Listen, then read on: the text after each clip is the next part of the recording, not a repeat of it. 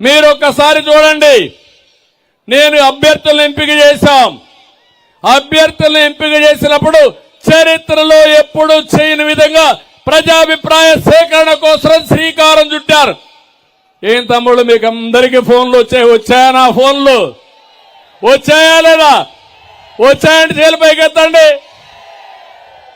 అందరికీ ఫోన్లు వచ్చాయి. 1కి 4 సార్లు అడిగా. నేను ఒకటే ఆలోచించా, వినూత్నమైన మార్గాలను నేను ఎప్పుడూ అన్వేషిస్తూనే ఉంటాను, దూరదృష్టితో ఆలోచిస్తాను. ఈసారి నాకు అనిపించింది ఏం చేస్తే బాగుంటుందనిపిస్తే సర్వేలు ఒక పక్క, రాజకీయ విశ్లేషణ ఒక పక్క, కడాన మీ తరపున ఎమ్మెల్యేలుగా నిలబడుతున్నాం. మీరు ఆమోదించిన వ్యక్తికే నేను సీట్లు ఇవ్వాలని కొత్త విధానానికి శ్రీకారం చుట్టాను. ఇది సరైన విధానం అవునా కాదా అని మీరు అడుగుతున్నా. సరైన విధానం అంటే చేలిపైకెత్తండి. ఎందుకంటే అమెరికాలో ఒక విధానం ఉంది.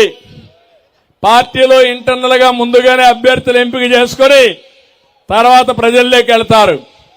ఈసారి నేను మాత్రం ప్రజలను అడిగి ఆ అభ్యర్థి యొక్క ఆమోదం తీసుకున్న తర్వాత సందేహం వస్తే మళ్లీ తీసుకుని అభ్యర్థుల్ని ఎంపిక చేస్తున్నా. ఇది మీ ఆమోదం ఉందని నేను అనుకుంటున్నా. ఎస్, మేము చెప్పాం, మా ఆమోదం ఉందంటే గట్టిగా చప్పట్లు కూడా చెప్పండి. ఇది 1,30,00,000 ఫోన్లు ఇప్పటికి చేశాను, ఇంకా ఎక్కువ చేశాను.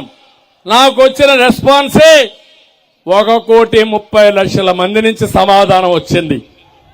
మీరిచ్చిన అభిప్రాయాలు సేకరించుకుని నాకుండే రిపోర్ట్లు పెట్టుకుని అదే మరి మీ అందరికి ఆమోదమైన వ్యక్తిని రాజకీయ విశ్లేషణ చేసి నాకుండే పరిధుల్లో మంచి అభ్యర్థుల్ని మీ ముందర పెడుతున్నాను.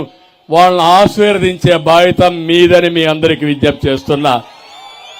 ఇది మీరు చేయండి, ఒక మంచి పరిపాలనకి శ్రీకారం చుడతాం.